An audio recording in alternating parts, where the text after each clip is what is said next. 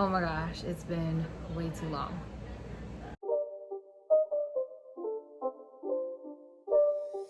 It's not a game, it's a rich thing. But hey y'all, I'm back. Apologize for the delay in the videos. A lot of new things happening, a lot of life changes. Haven't been feeling too great, but I had to make it on at least sometime this week to celebrate my anniversary. 12 months. I can't believe that honestly went by really fast. So July 1st actually made a full 12 months from when I finished my initial install of my DIY MICROLOC. And I apologize in advance for any noise that you might hear. You know, during the week, I actually work closer to where my parents live, so I stay here. And we also have the air on, and you probably hear my nephew in the background, so apologize for that. Yeah, so much to talk to you guys about, but I figured for the 12-month lock anniversary, we could do a little lock tour. And then I started this channel, I believe, at 10 months locked. So that's when, you know, we finally got introduced to each other and you got to see me live and see how my hair was doing. So since then, of course, a lot has happened.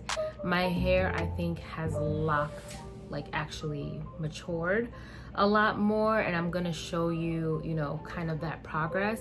But also, you know, there's some areas of my hair that I think need to be repaired, at least for me. I just didn't really like the way that they were locking and bunching. So I'm gonna show you some of those areas, and maybe we can also work on some repair there. Now, another question that I've been getting is, how many locks do I have? Honestly, I don't know. I think I'm somewhere around the, but that's something else that I'm thinking we should probably do. I don't know, we'll see if we get to it today. So yeah, lots and lots to talk about. Okay, so starting off with a little lock tour. This is what we're looking like at 12 months. And now forgive me, I'm gonna look over to the side for a minute just so that I can look at the mirror, okay? Make sure that I'm actually in frame. But yeah, I try to do little baby hairs, but you know, I don't be working out all the time and it's hot. But this is what 12 months is looking like for me.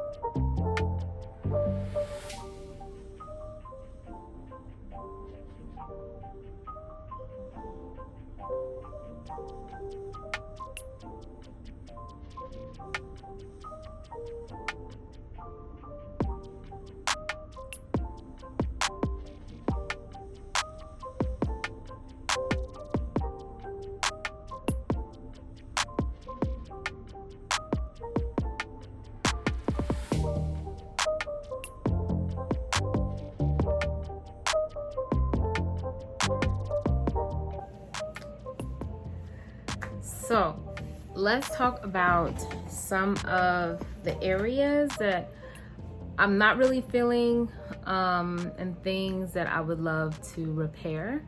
So let's see if I can find one. So what I've noticed is, you know, I stopped braiding and banding pretty early, probably earlier than I was supposed to. I want to say I was 4 or 5 months. And because what I found what was happening was that when it came to braiding and banding, it was just making me lazy.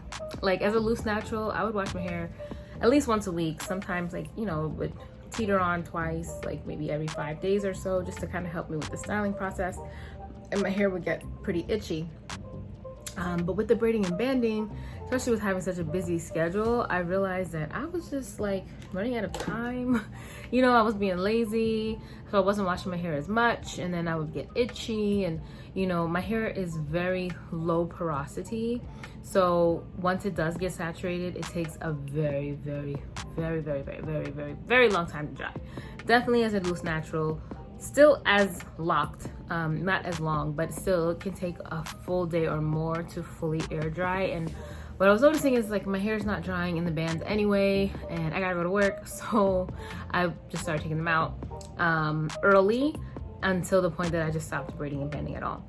And what I noticed was that my braided ends definitely started locking a lot faster once I stopped braiding and banding. But then what also was happening was that I was starting to get bunching, and I'm gonna see if I can find a lot of the bunching started happening like in the middle of my hair, and I did already start repairing a few of these, but I'm not sure. Here's a good one. I'm not sure if you can see this. Let's see how we can get this on the frame. I can't even see, girl. Is that on the frame? Okay. So yeah, it doesn't look so bad on camera, but feeling it, it's just like the lock is just like really inconsistent. Like I didn't really like how the ends are feeling. So I took a few of them, you know, I would take them down about to the point where the bunching started that I didn't really like, and I just re-interlocked them. So I did that in a few places. Let me see if I can find an example. I think I see one right now. All right, so here's an example. This is one that I'm actually still in the process of repairing. But that previous lock that I showed you, let's see if I can find that one again.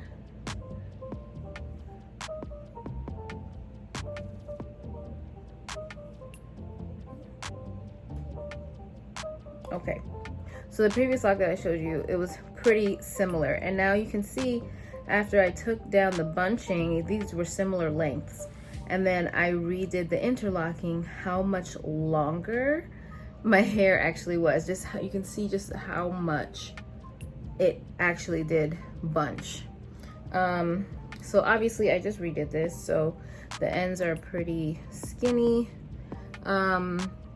But I'm hoping that this will develop into a much better lock, one that's more along what my goals are. So, you know, I've been kind of just going through, finding the ones that I really don't like and redoing them. Here's another example of one with some pretty extreme bunching. And don't get me wrong, I think not all of them bother me. I think it's actually pretty to have locks that are not completely uniform, but the ones that have been really bothering me, you know, I'm gonna fix. Okay, so here's an example of another lock that I don't remember what happened with this one, honestly. Like I think this one kind of just unraveled itself. I don't remember actually taking this one down, but you can see it's interlocked, you know, locked about up to here, and then I have this much loose hair just kind of chilling. You know, I do think that the ends of this may have been braided, and possibly from washing they just unraveled, because I do have a few ends that are still braided in here, even though the majority of my hair has fully locked down the length. But this is the first one that I think I'm gonna work on fixing. All right, and again, forgive me, I'm looking to the side because I'm looking at the little mirror so I can see what I'm doing. So I'm gonna start with this one.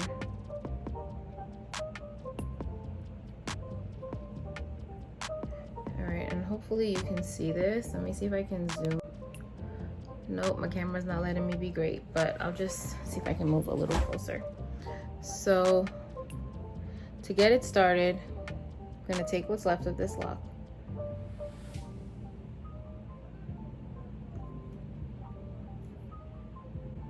tie a little knot. So just like, you know, doing a little shoelace, and tie a little knot down here at the end. And, you know, I'll leave about this much at the end because I do enjoy a little spiral. And then we're just gonna interlock just like we would at the base.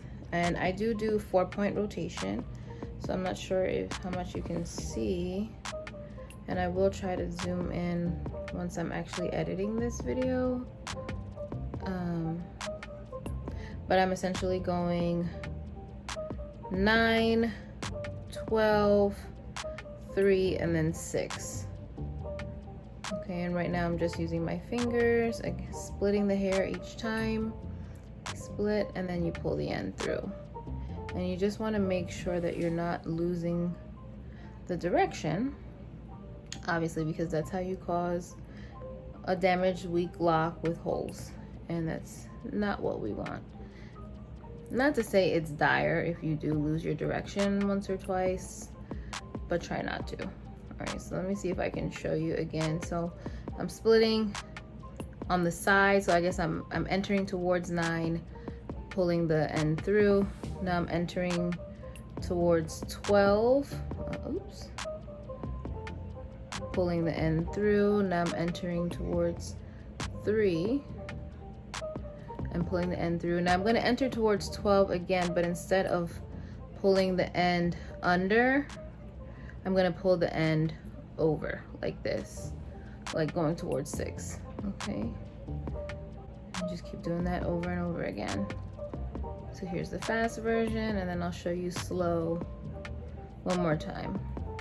So I'm entering towards 9, pulling the end through, entering towards 12, pulling the end through, entering towards 3, pulling the end through, entering towards 12 again, but instead of pulling over, I'm gonna pull under like that.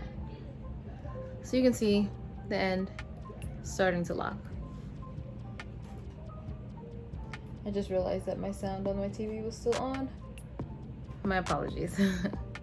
All right, so I'm gonna do that all the way to the end, and then I'll show you what I do once my finger is no longer able to fit. Okay, sorry. So I also got a little interrupted, but you see I got pretty much the top of the lock. We still have a little bit of space to go, but from where we started, this is all the interlocked portion. So now my finger can no longer fit in that hole. So this is where our interlocking tool comes in, and I'm using the small curved tool. So basically you just fold so that you can pull your hair through, and then you want to keep that same rotation. So I'm actually on my 6 o'clock rotation. So I'm going to go up, pull it through. And then my 9 o'clock rotation, I think I might have messed something up. But you know, as long as you don't go the same way twice, it's okay. Top. Oops. And I don't have very much left, but you see I'm in the hole. Pull it through. And you want to do that until there's no more hole, obviously. So there's still a little bit of hole, so I'm still able to pull it through.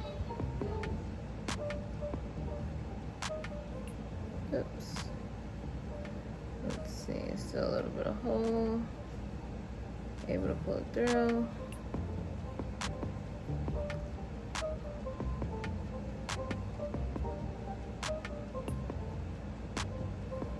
Pull it through. Okay. I think maybe one more and the hole will be closed. Yep, last one. See, it's a little tougher to pull it through, but do loop, make sure it's all the way snug, and we're done. So now you see that lock, that the whole end was open, is now one cohesive lock. Okay, let's find another one that I don't like, and let's deconstruct. So this one has some bunching, but you know what? I don't mind it. So we'll find another one.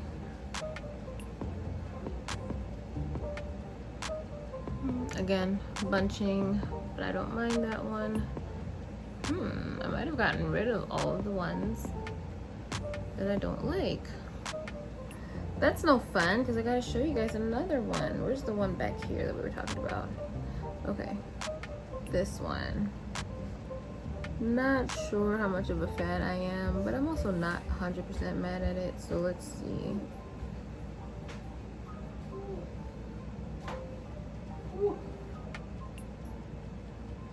Are you okay?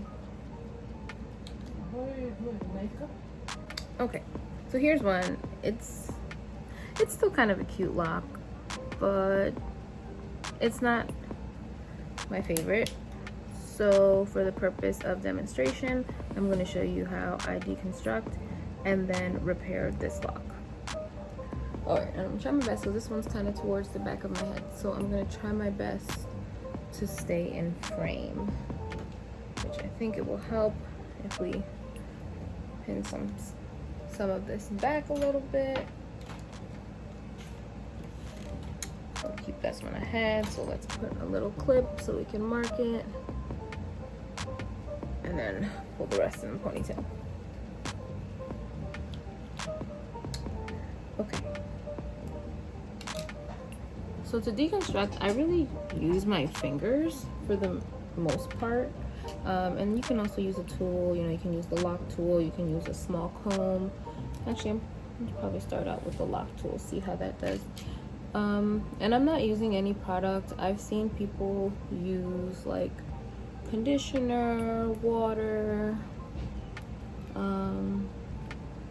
I guess because for the most part when I've done this, I've been doing it kind of while watching TV or something in bed. I have not gravitated towards any tools, but you just want to be really gentle and slowly pull apart the hair little by little. Now you are going to have some chunks of hair that fall out, but remember, this isn't really hair falling out. This is hair that has naturally shed and locked amongst itself, forming the lock. But for right now, we're just going to be correcting that bunching. So I know you probably can't see this, but I'm just using the end of the lock tool to gently free the bud and foundation of the lock, and then the rest of it should come loose. So this is totally not necessary. Again, disclaimer. You know, if you are not huge about making sure your hair forms completely uniformly, and I'm not really, you know, that crazy about making sure my hair is completely uniform either, but for right now, you know, I'm really just trying to correct some of the ones that really got on my nerves, as we talked about. So I'm just gonna slowly try to work on this lock, and I will come back once I get it free. Okay, popping back in to show you my progress. So this is kind of where we are so far. This is the hair. I'm trying to get the camera to focus. This is the hair that was lost from that lock. Ooh, I dropped it. That was holding this lock together. So we thank it for its service, and we're going to repair. Moving on. Again, just using the end of the tool to free.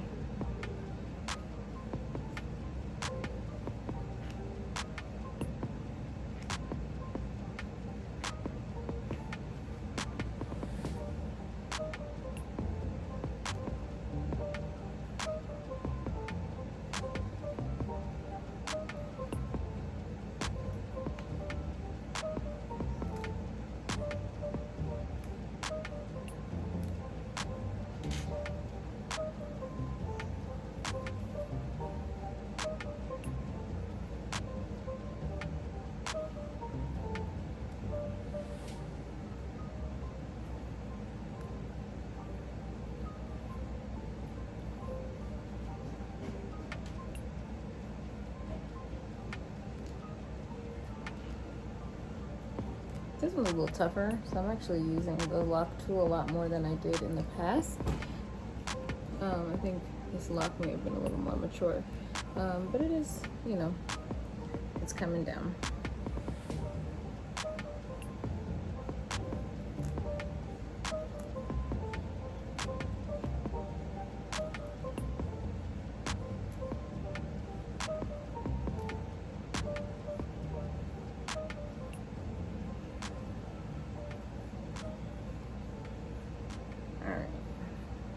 let's assess. Let's see where we're at and how far we want to go.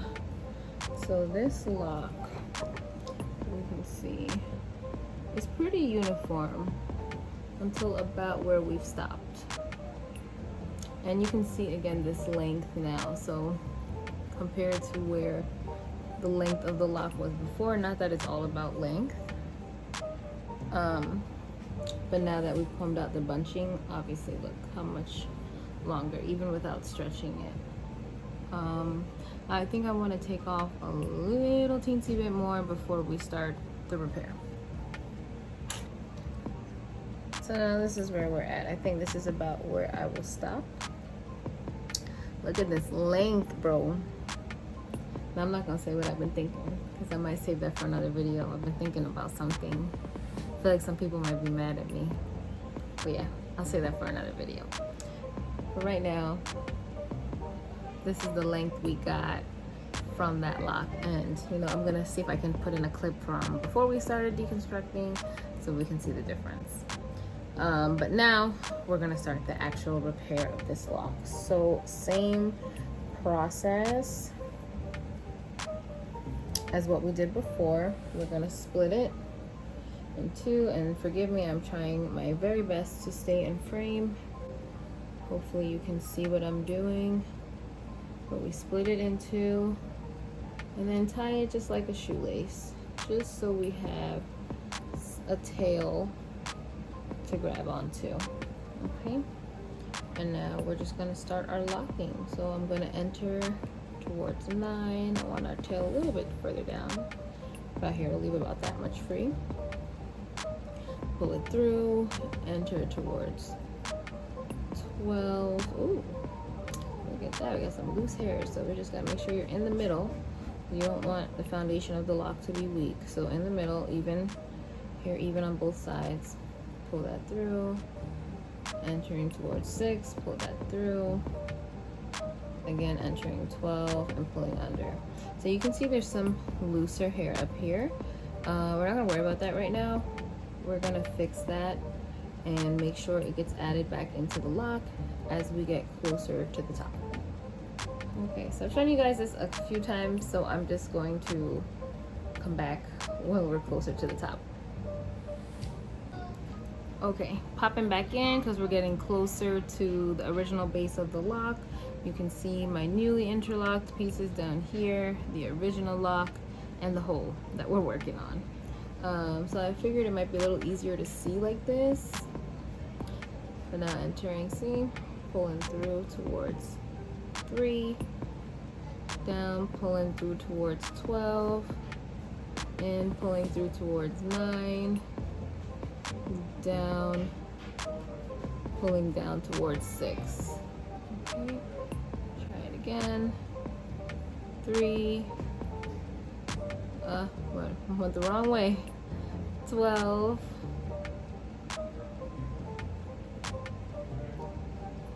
9,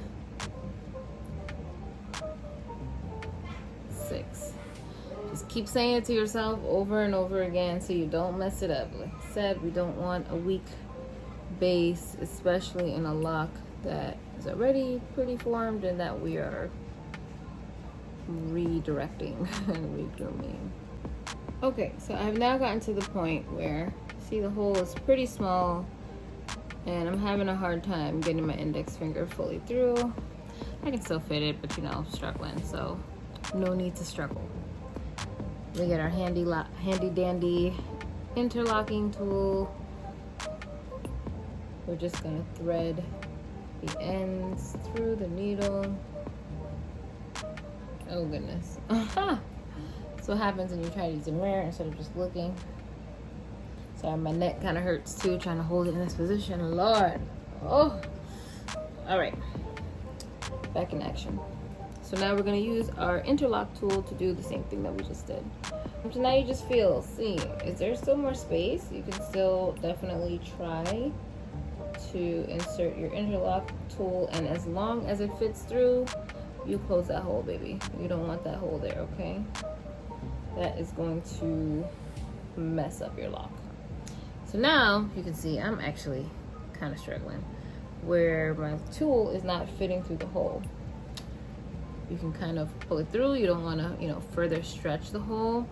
Or if you have, which I do suggest, you know, getting, this actually came as part of my interlock tool set, but one of these crochet lock repair needles, you can see it has a very, very small hook up top. Trying to get it to focus. But this you can use, you know, if you get down to the wire and you're not able to have it fit. You can also use this to instant lock, which I haven't mastered yet. But you can see now this lock is fully closed, and compared to where it was before, look at this length, honey. Don't get me wrong, over time this may also bunch, you know, that's the whole point of locking, is you want the hair to mat upon itself. Sorry, it looks like I have cake in here. It's really just the lighting and the angle. So, you know, we may have to, you know, monitor it and just see how it does, but for the most part, at least I'm hoping that it grows more uniformly, and then I'm happier with the result. It's a little skinnier than the rest of my hair for right now, but you know, once you wash it, it expands and we continue the process. So I think that is it for today. I really don't think I have much more in here that I'm going to work on for right now. Ooh, actually, as I said that, I found another one, but you know, we might do that one another day. Okay. So thank you guys for hanging out with me, for celebrating my lock-iversary and doing some lock repair. Next time we're gonna actually count these Johns and see exactly how many locks I have, because like I said, I think I know where I am at, but I've combined a few, I've split a few, I don't really know where I'm at. All right, so thanks for hanging out, and hopefully you'll come again. If you haven't already, check out some of the other videos that I have on the channel, and thanks for being a part of the family. Deuces.